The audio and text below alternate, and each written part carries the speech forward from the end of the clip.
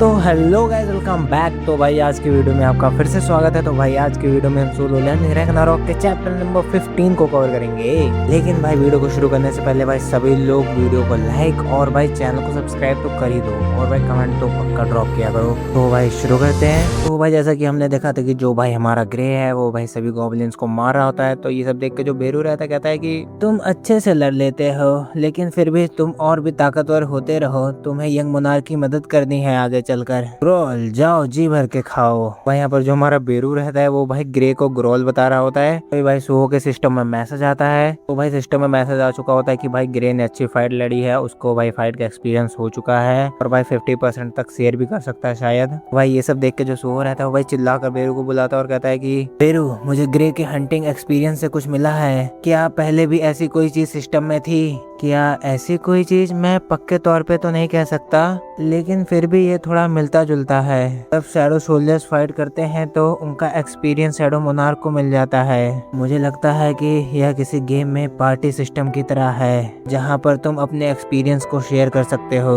हालांकि ये केवल सिर्फ 50% ही है, लेकिन यह भी काफी है और मैं ऑटोमेटिक एक्सपीरियंस पाता रहूंगा। तो यंग मोनार्क हम कहते हैं ग्रे से कि वो अपनी हंटिंग कंटिन्यू रखे। तो भाई ये सुन के तो ग्रे की फट जाती कि भाई इतना काम कराए फिर से। भाई शो के सिस्टम में आता है एन अदर स्टेटस विंडो और भाई इसमें क्वेस्ट आया होता है। भाई इस क्वेस्ट में होता है कि भाई 100 गॉब्लिन्स को मारना है, 10 भाई गॉब्लिन कमांडर और भाई एक गॉब्लिन सेंचुरियन को। रिक्वेस्ट, क्या ये मुझे गॉब्लिन्स को मारने को कह रहा है? ठीक है, अगर ये कोई क्वेस्ट है तो इसका भी कोई रिवार्ड होगा। डेली क्वेस्ट का मतलब है कि मुझे हर दिन रिवार्ड मिलता रहेगा। यंग मोनार्क, ऐसा लगता है कि ये सिस्टम भी चाहता है कि यह जगह पूर्ण रूप से आपकी हो जाए। के बाद भाई हमारा सो सोचने लगता है कि भाई मैं 100 गॉब्लिन्स को कैसे ढूंढूंगा। तो भाई सो को कुछ याद आता है, वो भाई अपना इन्वेंटरी खोलता है। सो जो रहता है वो भाई गॉब्लिन्स के जो पिपीरी रहती है उसको भाई निकालता है। भाई जो सो रहता है भाई इस हॉर्न को बजा देता है। भाई सो ने यहाँ बजाया नहीं होता, यहाँ पर भाई सभी गॉब्लिन्स आना शुरू हो जाते हैं। जैसा कि मैंने सोचा था।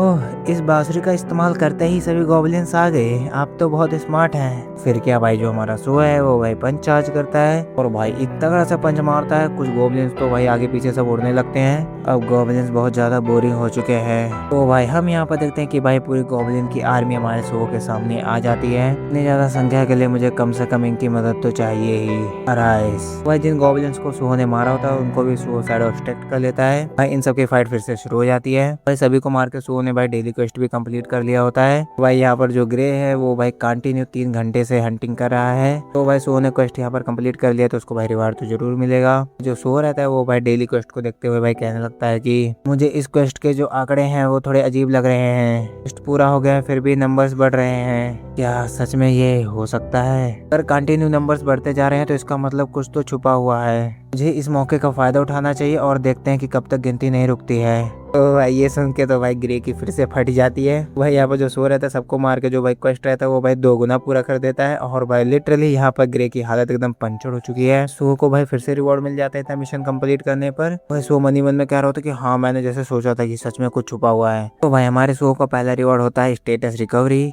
मेरी हालत तो बहुत अच्छे से ठीक हो चुकी है, जैसे कि लेवल अप करने पर होता है। जैसे अगर मैं इस चीज को छुपा कर रख लूँ तो फाइट के दौरान जब मेरी हालत खराब होगी तो मैं इसका इस्तेमाल कर सकता हूँ। तो भाई हमारे शो का दूसरा इनाम होता है 3 एबिलिटी पॉइंट्स। वैसे जैसे जैसे मेरा लेवल अप होता जाएगा वैसे मुझे पॉइंट्स इकट्ठा करने में मेहनत लगेगी, लेकिन मैं डेली क्वेस्ट का इस्तेमाल करके और ज्यादा ताकतवर हो सकता हूँ। तो यहाँ पर भाई शो का हमारा तीसरा रिवार्ड होता है थोड़ा कंफ्यूजन वाला। तो भाई शो को हमारे इन दोनों में से एक को चूज करना होता है। तो भाई पहला होता है रैंडम ब्लास्ट बॉक्स। ये भाई वो चीज देता है जो भाई प्लेयर को चाहिए। और भाई दूसरा होता है रैंडम कर्स्ड बॉक्स। ये भाई वो चीज देता है जिस चीज की भाई प्लेयर को जरूरत होती है। अगर मैं जो चीज चाहता हूँ वो चीज मुझे मिल जाए लेकिन मुझे उसकी जरूरत ना हो, और जो मुझे चाहिए वो अगर मुझे मिल जाए लेकिन मुझे वो नहीं चाहिए, तो मैं क्या करूँगा? ये तो बहुत ज्यादा उलझाने वाला काम है। वैसे तो मुझे इस समय बहुत सी अलग अलग चीजों की जरूरत है। तो भाई जो सो रहता है वो चूज करता है भाई रैंडम कर्स्ड बॉक्स। तो भाई इसमें हमारे सो को मिलता है एक गॉन्टलेट, और जो देख के तो सुबह का रिएक्शन आप चेक ही कर सकते हो। मैं हर समय तो शैडो सोल्जर्स को हथियार में तो नहीं बदल सकता, इसीलिए मुझे एक अलग हथियार की जरूरत थी। ये बहुत अच्छी चीज हुई। भाई जो सो रहता है वो भाई गॉन्टलेट को पहन लेता है और भाई ट्राई करते हुए कहता है कि और फिजिकल डैमेज भी 30% इंक्रीज हो जाएगा। इसका मतलब ये है कि मैं जितने ज्यादा डीमंस का हंट करूंगा उतना ही ज्यादा इसका लेवल बढ़ता जाएगा। ये मुझे थोड़ा सा भारी लग रहा है, तो मुझे अपने सभी पॉइंट्स अपनी स्ट्रेंथ में लगा देने चाहिए। मुझे बस डीमंस को हंट हंट करना है और अपने इस वेपन को और ज़्यादा मजबूत बनाना है। तो तभी भाई सिस्टम में मैसेज आता है कि जो भाई ग्रे का जो रिस्पेक्ट वाला लेवल था वो भाई फियर में बदल गया है सूहो के लिए। तो भाई सूहो को बेरू समझाता है कि जो भाई ग्रे है वो भाई एक शैडो सोल्जर नहीं है, तो इसलिए इसके पास भाई इन्फिनिट स्टेमिना नहीं है। तो उसके बाद ये सब भाई शैडो रेंजन के बाहर आ जाते हैं। यहाँ पर भाई बाहर आते हुए जो सूहो रहता है वो कहता है कि क्या उन सभी ने कहा था कि आईना गिल्ड से संबंधित ग्रीम रीपर गिल्ड है? हाँ यंग मोनार्क, तो ठीक है, तो हमें इन्वेस्टिगेशन कहाँ से शुरू करनी चाहिए? तो इस सूहो के फोन पे मैसेज आता है इंस्ट्रक्टर का, मतलब कि सूहो के टीचर का, और वो भाई सूहो से मदद मांग रहे होते हैं। यहाँ पर हम भाई इंस्ट्रक्टर को देखते हैं, मतलब सूहो के टीचर को, जो भाई हमारे सूहो को बुलाता है, हेलो कहता है। सूहो, मुझे आज एक डंजन में जाना है और होल कलेक्टिंग टीम ने मुझसे नाता ही तोड़ दिया, लेकिन क्या उनमें से कोई भी काम पर नहीं आया? नहीं, मैं अकेला ही यहाँ पर हूँ। वह ढक्कन लोग, मुझे पक्का विश्वास है वो कहीं ना कहीं शराब पी रहे होंगे।